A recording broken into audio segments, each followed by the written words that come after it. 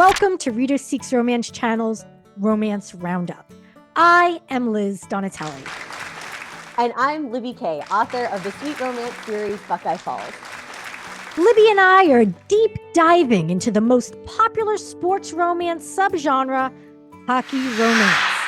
Libby and I chat about a real-life book talk NHL drama, the popular appeal of hockey romance, and of course, we share our hockey romance book recs, as well as some hockey romance titles on our to-read lists. But wait, there's more. Oh, yes. Author of hockey romance Scoreless, Skye McDonald, joins us for a chat. Watch Romance Roundup on Reader Seeks Romance Channel and subscribe on YouTube. Listen to Romance Roundup on Podbean and all podcast apps. Libby, are you ready to deep dive into hockey romance? Oh my gosh, I was born ready. So as most people know who have been watching the show, you are insanely over the top, in love with hockey romance, hockey players. Yes, this has been my addiction for, I'd say, the last 18 months. And there's no sign of slowing down either. There isn't. And, and publishing is giving us the same message. It is not going to stop. We're going to keep cranking them out. You are not the only one who is crazy over hockey romance. I recently came across this. I don't know if you've heard of it, but and my source is New York Magazine site The Cut, as well as many other online sources. But most of what I'm about to talk about is from The Cut online. So last year in 2023, photos of Alex Wenberg, NHL player on the Seattle Kraken. Don't know if you're not familiar with him specifically. Me neither. He's super cute. Photos of Alex Wenberg were used in memes and videos all over Book Talk. What? By obsessed hockey romance fans. And a minority of those fans took their fervor to levels of what Wenberg claims was sexual harassment. Oh my gosh. Yeah. Now I was trying to find actual examples of these these posts and whatnot, but I couldn't. Alex Wenberg's wife went on Instagram and she was pleading with book talkers to stop harassing her and her husband.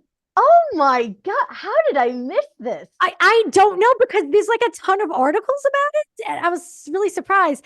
And there were, so the book talkers at one point then was posting videos about all the Kraken players, which is such a weird name for the Seattle Kraken. I guess Kraken, like the sea monster?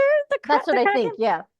So apparently book talkers also started taking videos of the Kraken hockey players doing groin stretches and walking in slow motion.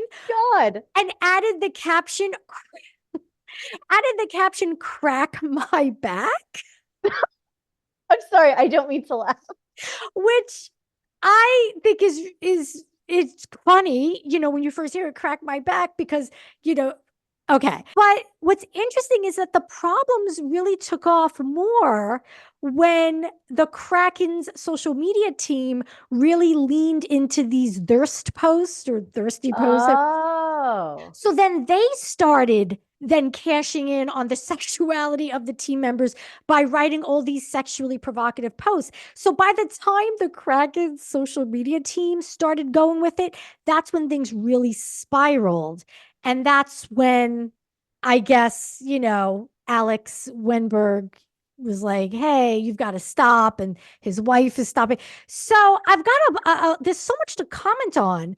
I have oh my God. First of all, I'm surprised that I didn't hear about this sooner. Yeah. But the thing, and again, this sounds awful to say it, this actually reminds me of several hockey books that I've read in the last few months, because and I feel like there's even a certain element, not as much, and I know we're about to talk to Skye, in Scoreless, with how social media plays into everything. But it's interesting to actually see this in some, obviously more blown up than what I've read in fiction, because sometimes when I read these books, I think, well, no one cares that much about this. And then this happens in real life. And now it's no, people are really quite literally thirsting after these men. And you don't think about how it would affect, their families and wives. And Yeah, I mean, this is like what's it called? Like dream casting gone wild, where Yeah. everyone seemed to like. So let me add another element to this. So there is a book, there is one particular hockey romance that is attributed with starting all of this because people could see Alex Wenberg as the male protagonist in this book, and the book is Hannah Grace's Icebreaker.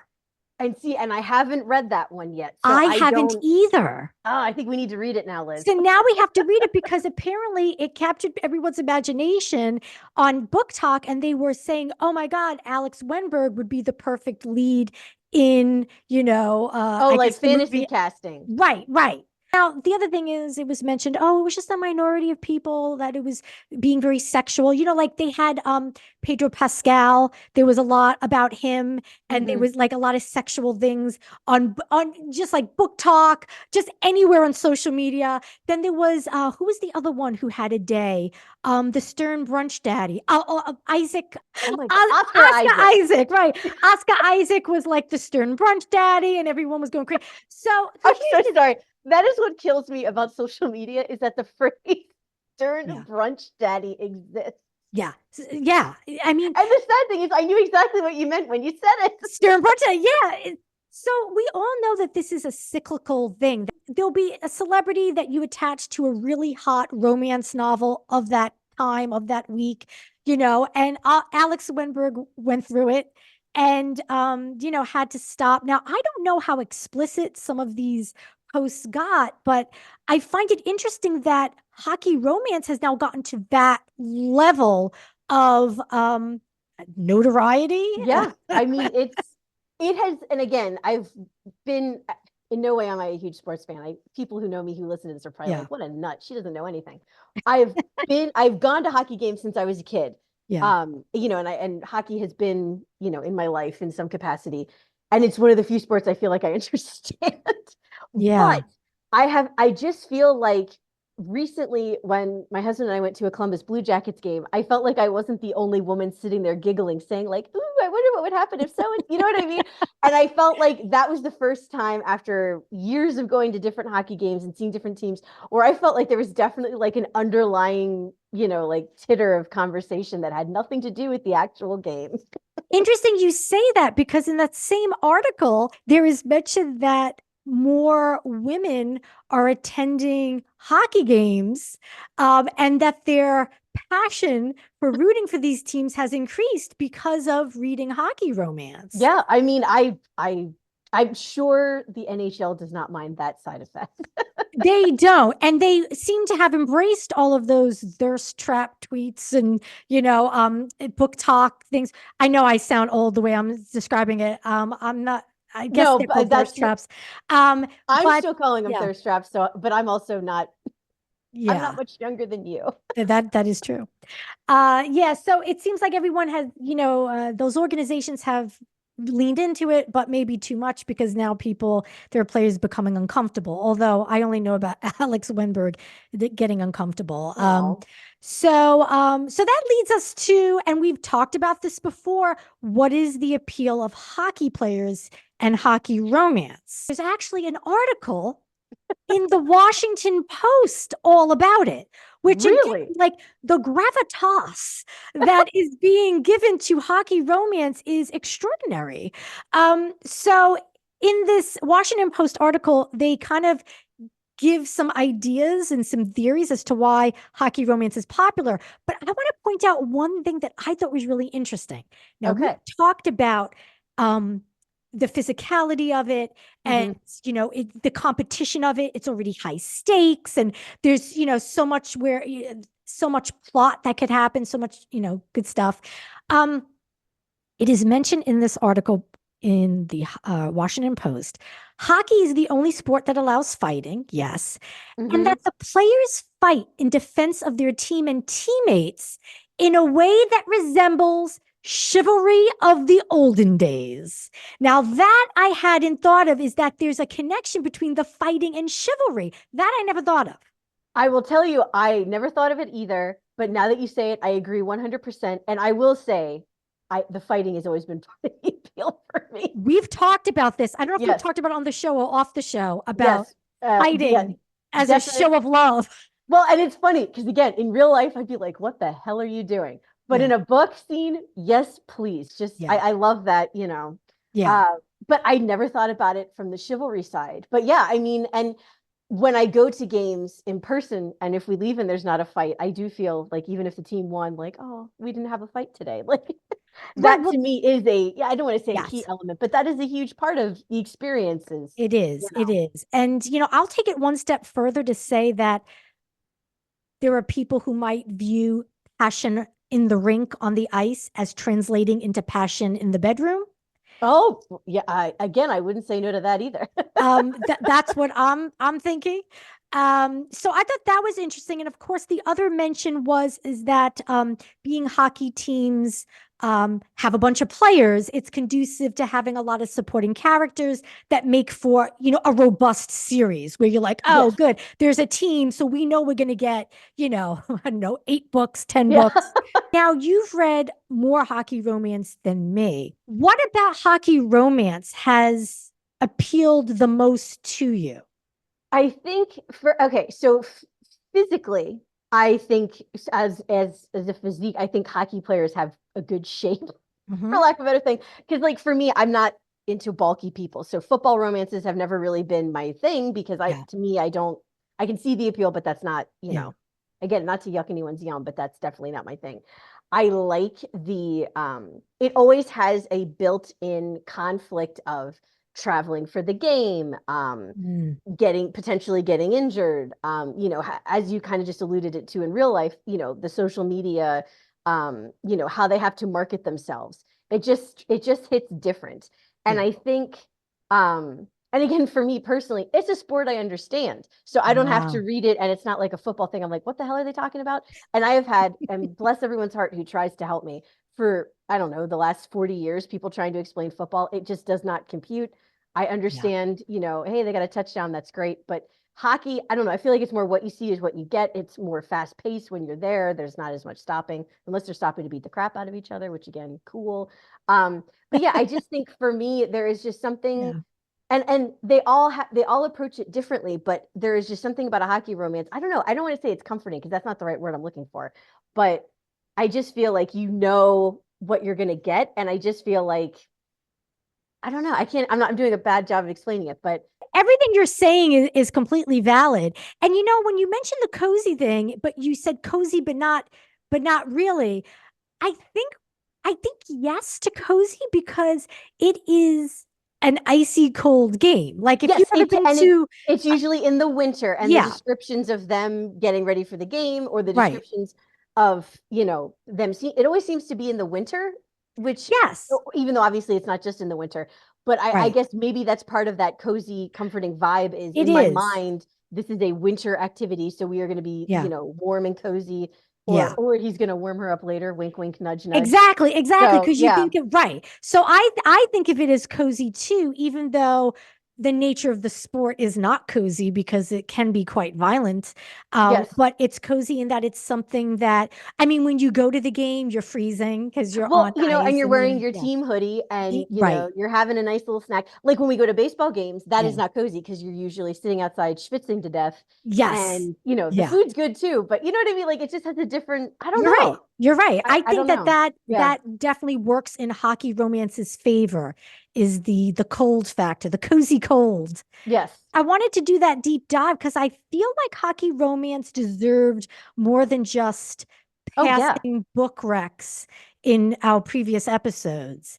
Well, and I will forever and a day be, I know, you know, I mean, I don't know when, I don't know. And I don't know when this naturally will peter out, and then we'll be talking about lacrosse romances in 5 years. I don't know. I made that up. That was the most obscure thing I thought about it. I think it might be coming. Lacrosse.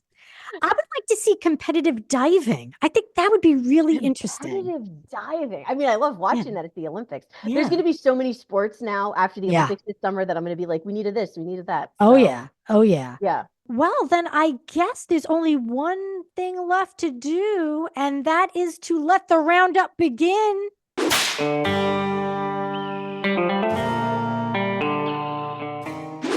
Giddy up, Liz. Here we go. Okay, so the first one I'm going to talk about is actually a series, and I have a couple of them behind me on the shelf. I'm going to talk about the DC Eagles hockey series by Leah Brunner, and I think I'm saying that right because that's not how it's spelled, but I checked her website. Okay. This is a self-pub series through her own imprint that started coming out, I believe, in 2023. There are 3 that are out right now. Another one is coming. I have read the first novella was Passion or Penalty, and book 1 was Desire or Defense. Flirtation or Face Off just came out. That's the second full-length novel in the series.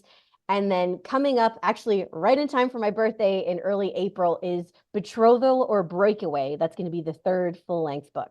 So, like I said, I've read the first book and the first novella. The thing about this series that I will say first off, and that I really like about it, and I know this is going to go against everything I usually say, this is actually a sweet series. This is all closed door, the shenanigans are off page or not even happening. And usually when I read a hockey romance, part of it that I enjoy is the steam factor. But Leah Brunner has crafted these hockey players and these love interests in such a way that you don't feel like you're missing anything. Because I know sweet romance is not for everybody, just like I know spicy isn't for everybody. But these have just been a delight to read. The first one, the first full length, I should say, Desire or Defense. This is a grumpy sunshine. And this is a grumpy sunshine where I actually feel like it's not just someone who, it is an actual grump. This is not just someone who occasionally is quiet and then we're saying they're a grumpy person. As the title suggests, it follows Mitch, who is the defenseman for the DC Eagles. His temper gets the best of him and he gets a 15-game suspension, which I don't know if that seems really long. And I don't know if they go that long in real life, but I'm assuming Leah Brunner did her research because anyway, so he gets this very long suspension for his anger management issues. And the thing that made me laugh, and I like how she wrote this in the story, he is told to to temporarily coach a youth hockey team. And to me, that's funny because you would think if someone's getting kicked out for anger issues, the last thing you'd want to do is throw them in with a bunch of kids. But kids. But it works. It works so well. And that obviously enters our heroine, Andy, who has a brother, Noah, who is in this hockey camp. And I will not go into a lot of the backstory, but I do want to say this is another author that really handled issues of grief well. It added to the story. It didn't bog it down. The other thing I will say, and I'm not giving anything away because it's literally on the cover of the book. I like when authors do different types of love languages and tokens of affection. Yeah. And in this book, sandwiches is a love language. And I really like that. And not just because I like sandwiches. What kind of sandwich are we talking about? Like a artisanal bread? No, like a hoagie, a sub. Okay. So we're talking like Jersey Mike's? Yeah, okay. Like that So, but that style sandwich. Okay. But again, it talks a lot about hockey. So it does feel like a genuine hockey romance. One of the nice elements with this book is how the children in the youth league kind of, that storyline mirrors what Mitch is going through with his own story arc. And these aren't just precocious kids that are there to, add a little comic relief. There's actual depth to their part of the story. So I enjoyed that as well. And that, again, really added to it. So I am, as you can see, I have the second book ready to go. I just haven't started it yet. And the third one comes out soon. But I just feel like this is a series that I haven't seen as much on Bookstagram, and it's probably because it's not as steamy, but that doesn't mean that it's not amazingly romantic and sweet and tender. So I kind of hope to see more press coming up for the DC Eagle series because, again, really just enjoyable. I am, well plotted out, well-paced romance stories. So Liz, what do you have for us first today? Well, we can't talk about hockey romance without mentioning Rachel Reed's Game Changers series. Yes. Book 2, Heated Rivalry, which I mentioned in the Best of 2023 episode 10 of Romance Roundup. I still highly recommend this Rivals to Lovers male-male hockey romance, published by Carina Press in 2023. It is everything that is good in this world. And And a quick aside is that I read that Rachel Reed actually started the series Game Changers and wrote Game Changers, which is book one in that series, because she's a major hockey fan and was inspired to write a series that would counter the anti-gay sentiments that surround the sport. So she was so disgusted by some of the displays of hate that she had been witnessing in the hockey community. She's Canadian.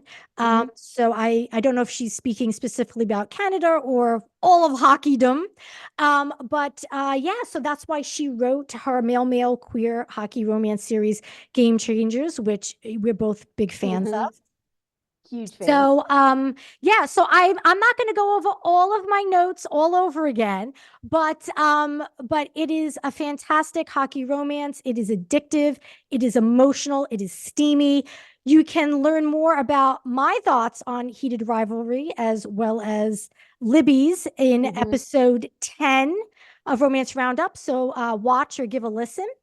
And I'm going to use that as my segue into a new book that I highly recommend, called Out on the Ice, a women-loving women hockey romance by Kelly Farmer. Oh, fabulous. Tell me more, Liz. And let me tell you, this is also Closed Door. You had mentioned Closed Door. Yeah. And I found a Closed Door that, again, you think of hockey romance, you think of crazy, sexy, steamy, bedroom scenes. But this was Closed Door. And you know what? I adored it. So Out on the Ice is book one in the Out on the Ice series. And I believe there were 3 books. It is published by Harlequin imprint, Carina Press, and that came out in 2020. Out on the Ice tells the opposites attract romance between Caro Kennedy, a women's hockey Olympian turned owner of a hockey training center who runs an all-girls hockey camp called Girls and Goals, which is a really cute name. That's cute. Yes. Caro fiercely protects her personal life and does not allow it anywhere near her professional life. Then we have Amy Schwartzbach, a popular hockey player for the Boston Ice. So I'm embarrassed to say I didn't realize that in real life there are professional women's hockey leagues and teams. I did not know that was something that was available. I know it exists, and I am embarrassed to say I have never watched a game, which is an embarrassing thing to admit. Right. Well, this book, Out on the Ice, was an education for me. So Amy Schwartzbach, popular hockey player for Boston Ice, and she uses her status to advocate for the queer community. So Amy joins Caro's camp as a trainer, and it's very hard for Amy to hide her longtime crush for former Olympian Caro. I love crushes. I love when there's a character who's like, oh, I've had this long time crush and, how do I hide it? So I haven't read one of those in a while. So this was a particular delight. And so although Caro and Amy have very different approaches to handling life's challenges, the two become friends and then something more. Kelly Farmer crafts a heartwarming, emotional romance with deeply sympathetic, well-drawn protagonists, found family, mental health representation, a sweet elderly Black Labrador sidekick, and enough hockey lingo and gameplay to satisfy without overpowering the off-the-ice romance. So the heat level is sensual/sexy. There's delicious sexual tension and yearning with a graceful closed-door finish. Oh, I like the description of this. I love that there was a crush beforehand. Ooh, there was a crush. So I genuinely enjoyed reading and learning more about professional women's hockey. Yeah. I also was inspired and I researched and kind of looked into the Professional Women's Hockey League online. And so I highly recommend Out on the Ice, Hockey Romance by Kelly Farmer. I am adding it to my TBR immediately. So what have you next in the world of hockey romance, Libby? Okay, this one just came out 2 months ago. I just realized we're already in March. Yeah. So this is, and I think I might have mentioned that I'm excited to read it, but now I'm about to read it because it's, as you can see right behind me, Canadian Boyfriend by Jenny Holiday. This came out in January of 24 from Forever. It is a standalone. The tropes, this is what I love. It's a single dad trope, but it also has sort of fake dating and sort of second chances. So I don't know if it's like a micro trope type thing going on here, but a sort of either trope. way, I'm into it. And the tagline of this book actually made me laugh out loud when I read it. It says, "He's not fake, he's Canadian." And I don't know why that just slays me when I read that. I'm like, I love it. That's awesome. Because traditionally, or I should say historically, Canadian girlfriends and boyfriends have been kind of a fun device in like sitcoms. It's like, oh, I have a fake, boyfriend or girlfriend, but they live in Canada. And you are lining up the premise of this book beautifully for me, Liz, because that's the premise. Oh, do tell me more. Yes. So, and I'm going to just paraphrase from the back of the book. So, once upon a time, a teenage Aurora met a hockey player at the Mall of America. He was from Canada, and so started the perfect line of her fake boyfriend / get out of jail free card. The excuses listed are: can't go to prom, I'm going to visit my boyfriend in Canada. So this is what Aurora did to get over her social awkwardness throughout the years. Yeah. But now we're fast forwarding. Years later, Aurora is teaching dance lessons and battling panic attacks and eating disorders that are described as her souvenirs from her dance days. So she is working on getting past that when in walks professional hockey player Mike Martin with his daughter. Guess what? Mike is the fake boyfriend that she always talked about from that long ago trip to the Mall of America. So this is fake boyfriend becomes real, like actual fake, it comes to life. Yes, exactly. So the two form an unlikely friendship and bond over his daughter's dancing and their shared mental health struggles that they're working through. And suddenly the boy that she always described as her Canadian boyfriend becomes her real Canadian boyfriend. So the steam level sounds like it's moderate on this one. The thing that I'm super excited about is I have loved, and I know I've talked about her Christmas and Eldovia series, but Jenny Holiday is usually an automatic read for me. And now that I know she's doing hockey romances, I'm like, oh my God, take all my money. I love her secondary characters in her books.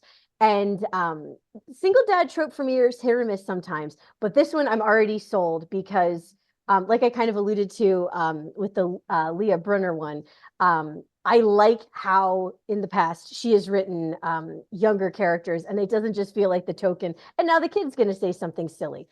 There's a lot of story and tension and heft, for lack of a better word, that the secondary characters bring. So I'm really excited about that. And I also like that this sounds like just a totally different spin on a hockey romance. And I'm curious to see if this is going to be a hockey romance or it sounds like it might just be a romance with a hockey player. Either way, I'm on board because it's Jenny Holiday and I love her.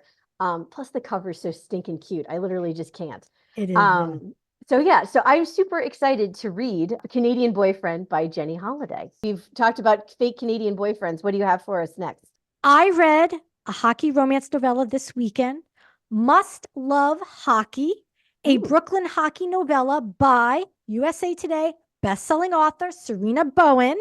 And I have mentioned Serena's work before. In our sports romance episode 15, I recommended Sabrina Bowen's Love Lessons in the Brooklyn hockey series. I think it's worth mentioning very briefly again that I did really, really enjoy that book. Love Lessons is an opposites attract hockey sports romance with a makeover and lessons in seduction trope and a vacation fling in Italy.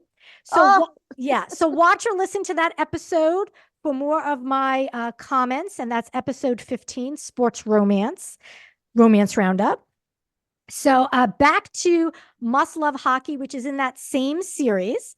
This is a quick, sexy read at 150 pages. Ooh. And it is again published by Serena Bowen's imprint, Tuxbury Publishing, as is Love Lessons. This came out in 2022. So Must Love Hockey is a very sexy new adult hockey romance. And I know new adult isn't usually my go-to, or it's usually not the enticement. It's like, oh, it's new adult, I got to read it. This doesn't feel new adult. One of the characters, Emily, is in college, but she doesn't feel like that, I don't know, a silly, Yeah. No, I know what you mean. college, Yep. collegey character. So in Must Love Hockey, equipment manager of the Brooklyn Bruisers, James, and superfan Emily meet when Emily has a major allergic reaction after the game. Okay. So, Okay. she goes with her boyfriend. So, Oh. but her boyfriend is a real stick in the mud and you'll hate him. So, Oh, good. I'm like, I hope I hate the boyfriend if he's not the love interest. trust me, you're going to hate Emily's boyfriend.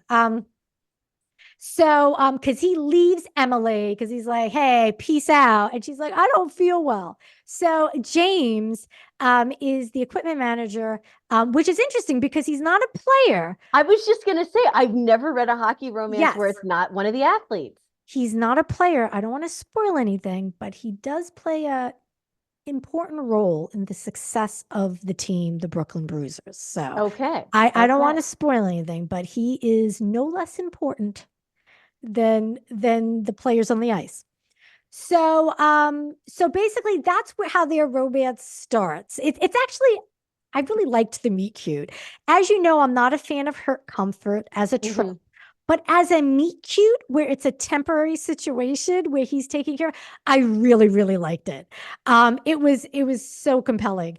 And James, he's a doll. He's a sweet, polite, broad-shouldered hockey fan and hockey employee. And Emily is a college student and really has her stuff together and has a boyfriend, and you'll find out how that goes. And I'm hoping not well. yes, I mean it is a happily ever after, so you know that the boyfriend, is disappears at one point. He goes away. And in the novella, there's a really cute dinner scene where all the players are there. So if you're a fan of the series of the Brooklyn Bruisers, Brooklyn hockey series, you'll recognize some of the players and also get you interested in reading some of the other players' stories. So yeah, so I highly recommend Must Love Hockey by Serena Bowen. That sounds perfect. And the perfect gateway drug to the rest of the series. Yes, it is. Yes, it is. Absolutely. What else do you have for us, Libby? Okay, so this is a new one to me. It just came out last year. Unravel Me by Becca Mack. This came out in July of 23 from her Self-Pub imprint. It is book 3 in the Playing for Keeps series, and I'm embarrassed to say I didn't know this existed until about a week and a half ago. Yeah, me neither. I don't know if it's like an algorithm thing, but all of a sudden, Unravel Me is the only book that pops up on my Instagram feed. Like whether I'm searching for something or just mindlessly scrolling, boom, boom, boom. So the marketing has clearly worked because I had to buy a copy of the book. Admittedly, I've not started it yet, but it is on the top 3 books that I'm about to start reading. So yeah, the tropes include, it's a single mother trope. It is another goalie.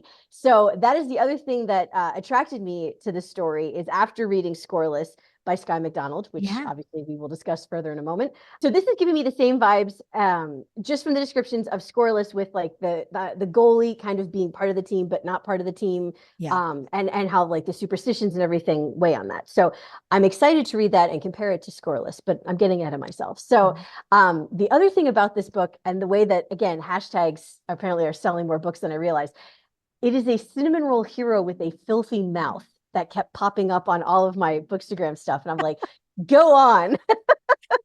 And the only other trope I will mention, and again, this seems to be popping up, is, and I don't want to say mistaken identity in that it's, she doesn't know he's a famous hockey player. And so the premise of the book is he is one of the golden boys of hockey. He's known to have this reputation as a serial dater, and he's sick of that reputation. He is just sick of all of it. He wants to just play hockey. And it's he's coming out of a bad relationship, and so he just kind of is over everything. So that's our hero, Adam. So he's obviously in a bit of a state. So enter our heroine, Rosie, who is dealing with her own heartache. She is a single mom, and so her and Adam meet, And the first thing he is attracted to about her is the fact that she doesn't know who he is at all. Mm. So that'll obviously, it sounds like, play a big part in the story with him, I'm guessing, not being honest about who he is right away. So like I said, the reason I'm excited to read this is it's another goalie romance. Other than Skye's, I have not read any goalie romances, so I'm excited to read this. Yeah. I have not been able to avoid this book on Book Talk and Bookstagram for the last month. So it's one of those where I feel like the hype will be warranted because people that I trust, air quotes, on Instagram have been recommending it. And frankly, I haven't had a reformed bad boy book in about 2 months, and I think I'm overdue, Liz. I need more of I need more of that. So I'm excited to read it. Again, going in blind here, I haven't read any of Becca Mack's other books, but the Playing for Keeps series seems to be everywhere. Well, I am curious to know if Unravel Me will appear in a future episode where you sing its praises. Yeah, I'm hoping. I'm going in with high expectations here because again, damn social media has piqued my interest. So yeah.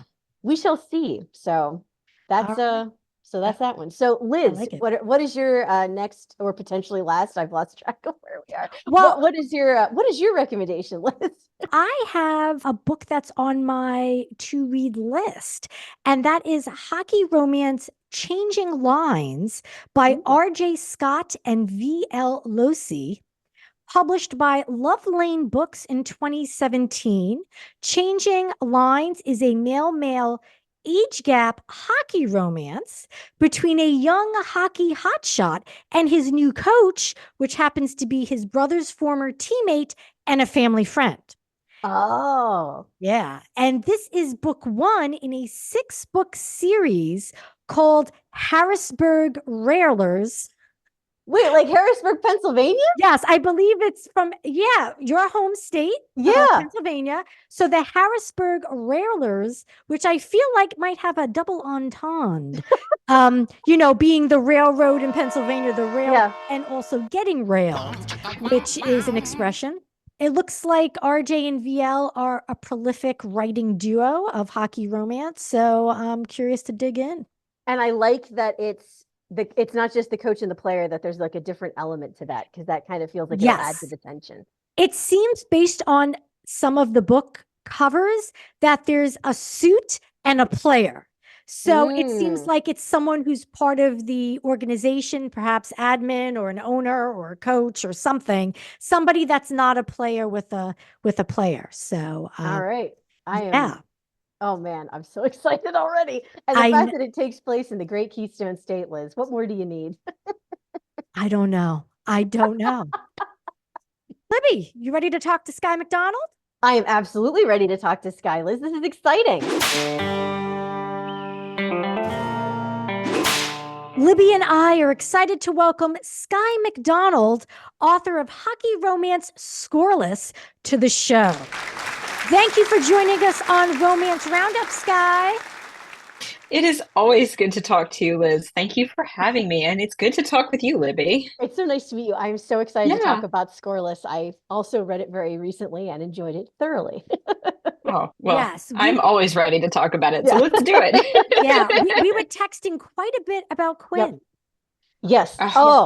He is. I think Liz and I are fighting over whose favorite book boyfriend he is right now.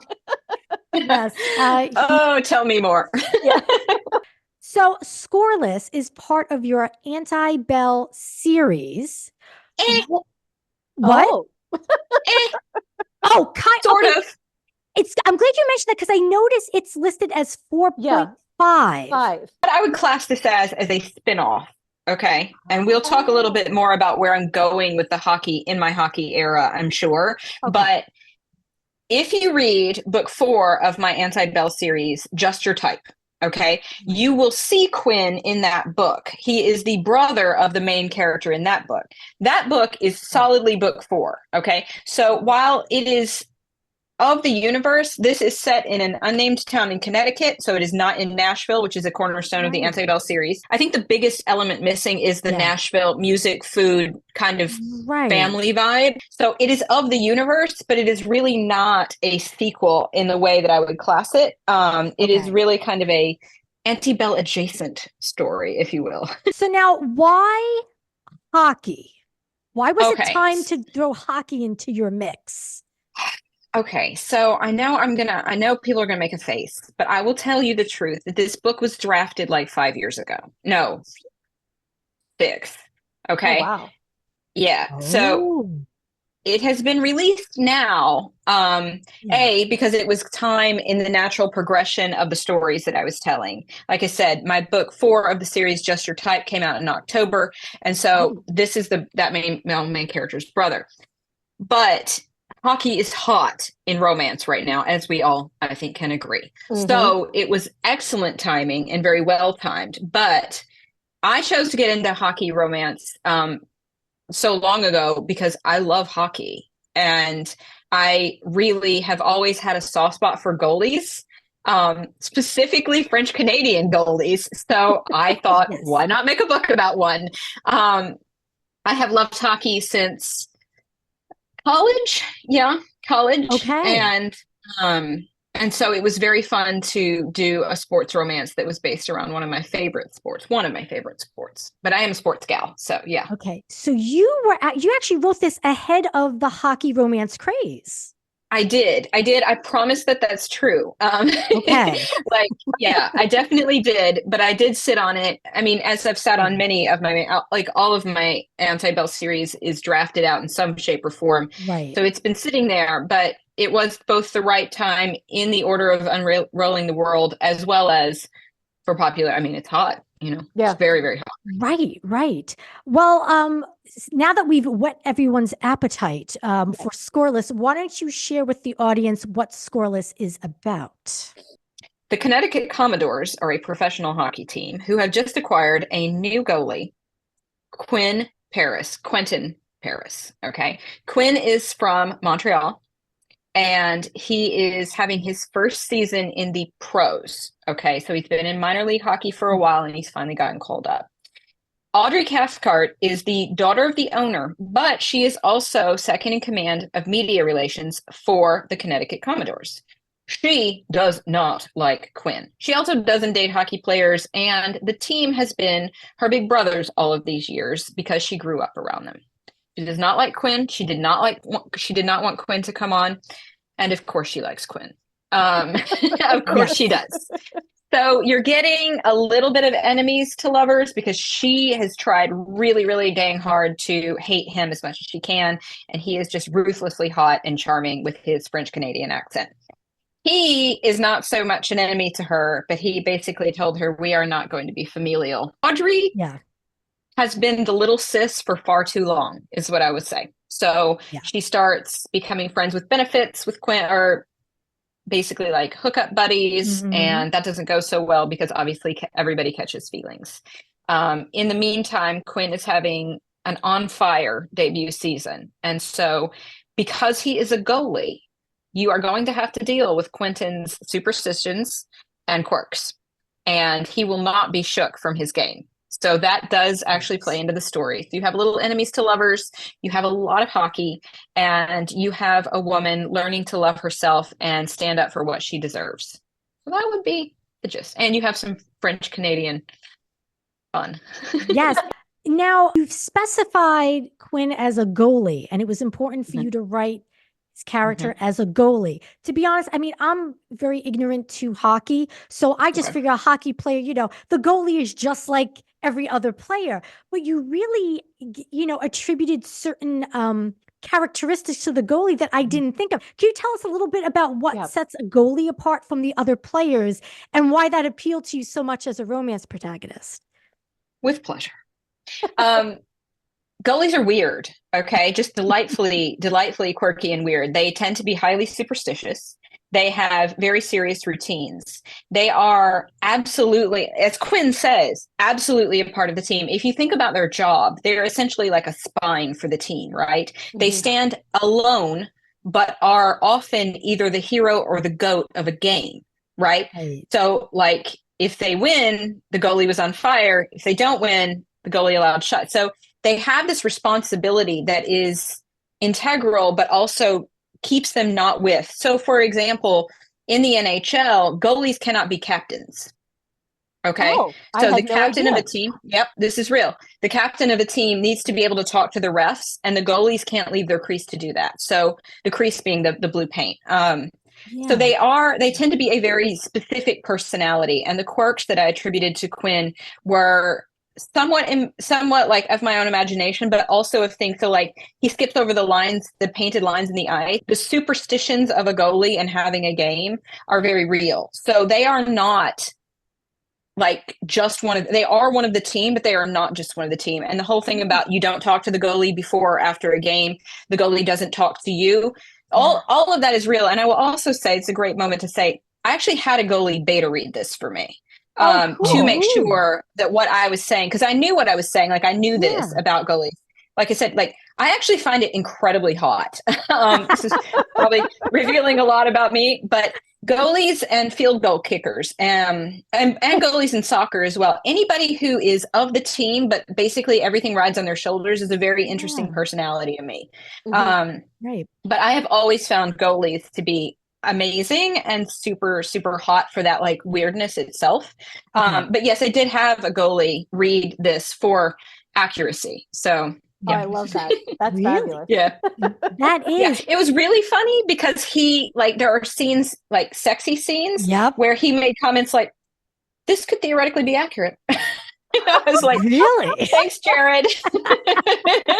Theoretically be accurate. Yeah. Yeah. There is one sexy scene that I have flashbacks to during my work day.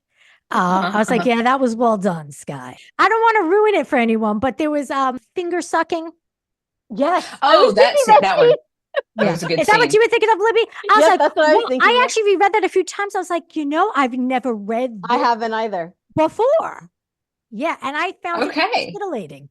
Well, that moves into the cat scene, the cat massager, the personal massager, which I have done some Facebook or some posts about, which was very funny to write. I thought you were talking. The cat, yes. Oh, yeah. The cat. I was going to ask you about that too. Like, is that like a thing? A cat? I cannot remember why, but it is actually a thing you can buy on Amazon. I don't know why, but for some reason I stumbled across this product on Amazon and I was like, well, that's going in a book. Because it is supposed to be a personal, like muscle, like, what they call it. But like, it's not meant to be a thing, but it's clearly a thing. Come on. Right. But it is an Amazon thing. Yeah. It is hilarious. Okay. Yeah. I think I know what we're doing after the show. We're doing. Yeah. You're totally searching up. I mean, I'm not going to. Maybe you will, Libby. Yeah. Right. See, now I thought you were talking about, because one of the things that my goalie did comment on is goalies can do the splits. And I definitely worked that into the bedrooms. Yes, you did. That's right. Yeah. Actually, there's quite a bit now that I'm thinking. Yeah, there's a lot. It's a pretty steamy book. Pretty steamy. It is very steamy. Right. Now, would you say that goalies are also fans of the Golden Girls? That was totally random. I was trying to think. Favorite part. Oh, yeah. Libby is a huge Golden Girls fan. From my Golden Girls cup as we speak. Yes. When I read it, I was like, I don't want to spoil it for Libby, but she's gonna love this. I spoiled when I read it. I'm like, I had to think of a show that, like, who doesn't love it, and yet it may not be like the original thing you would think of for like a pro hockey goalie. So it seemed perfect because it is the perfect show. I mean, of course. He was very fun to create. I had a lot of fun with Quinn. Now that this is a spin-off from Anti-Bell, are you going to continue with this spin-off and keep doing some hockey? Yeah. Okay. Yeah. This book has been such a strong release for me. I've been like just absolutely delighted. It hit #1 new release in one of its Amazon categories and sat there for quite a while. So very pleased with that. Yeah. Congratulations. Thank you. Had a lot of really strong early review. I mean, it's only been out for a couple of weeks, and it's going really well. I do not see a reason to not do another hockey book. And indeed, I am planning for June. So, oh, wow. Yeah. Awesome. Yeah. I have a fairly aggressive publishing schedule this year. No, you won't have to wait long. More information will be coming in the next month or so, but I am going to build a story. It will not be another goalie for now. Maybe every other book could be a goalie. I'd like to. Yeah. I'd like to, because I really do enjoy that very quirky personality. Like it is a different vibe than like a wing or, a center. It is different. Right. So, and I love it. Yeah, and I would not have known that if it weren't for Scoreless. I just thought all hockey players were the same. Well, you've learned and you've gotten the tingles. My job here is done. Yes. We salute you. Yeah. Since Romance Roundup is a Book Rex show, we'd love to know if you have any sports romance books to recommend to our audience. They could be all hockey, or they could be a mishmash of different sports. So do you have any to share with us? I'm going to clue you into someone who, if you don't know her, you should. Because if you crave sports romance, then you should be reading Naomi Springthorpe. Oh, okay. I have not heard about Naomi. Please tell us more. All right. Naomi is a wonderful human being who has written many, many baseball books. Okay. So Naomi is in the baseball category. She has some like standalone books, but her major series is called All About the Diamond. And that is really her niche. She lives out in California. I am fortunate enough to be going to a Readers Con that she hosts, co-hosts, but I got to know Naomi at a different Readers Con last year and just fell in love with everything about her brand. But she is a big fan of those baseball pants and and those baseball boys. So I would definitely say, and she has a lot, she's very prolific. She has many books. She's, hit bestseller lists. But if you're really looking to just go, slide in to some sports romance, Naomi is the person I would really recommend. If you haven't read her, Naomi Springthorpe, that is who I would say. And we were just saying that we feel like baseball doesn't have as much representation lately. So here we are. Yeah. And she has got a new release coming soon. She is very prolific and it's very good. And of course, I must of course recommend Sarah Smith, because she also has this, my friend and co-author, everybody knows, but she also has a hockey book and has more in the works in that way. So I will never tell you not to read Sarah's. Her current release is Snow, Ice, and Spice. That's it. Snow, Ice, and Spice. I knew there was a rhyme to it. Yeah, I dig it. Are you able to tease your June release? Is there a title for that one? I title at the last minute because I don't like titling. I'll tell you this little side story. One of the working titles for Scoreless was called Going 5-Hole. Oh, that's an expression, right? I think I came across It's a hockey term for when the puck goes between the goalie's legs. Yeah. And I was like, I think that if you don't know what that means, it's going to sound like a very different type of romance book, like many, many, many main characters. So I did not go with that phrase. But that is also popular right now too. So I know it really is. I was like, well, it's certainly viable, but Scoreless's sequel is going to be a riff on the phrase scoreless, but it'll probably be something more like scored on. I haven't quite worked it out yet. It's going to be childhood like enemies. And we're going to be looking at Stella in a fake dating relationship with a hockey player who's come onto the Connecticut Commodores. Okay. But we're also going to be dealing, I think, with some themes of addiction and recovery. That book, even though it is a working title, is up for pre-order. Okay. So you can go ahead. Nice. Yeah. I will do that immediately. Excellent. Skye, it's been fun chatting with you. Thank you again for joining us here on Romance Roundup. It is always a pleasure to talk with you, Liz. And Libby, I'm so glad we got to connect over the Golden Girls. Yes, please. So great to meet you. Yay. So nice to meet you as well. And that's our roundup. Watch Romance Roundup on Reader Seeks Romance channel and subscribe on YouTube. Listen to Romance Roundup on Podbean and all podcast apps. Thanks for joining us, romance readers. Happy reading, everyone.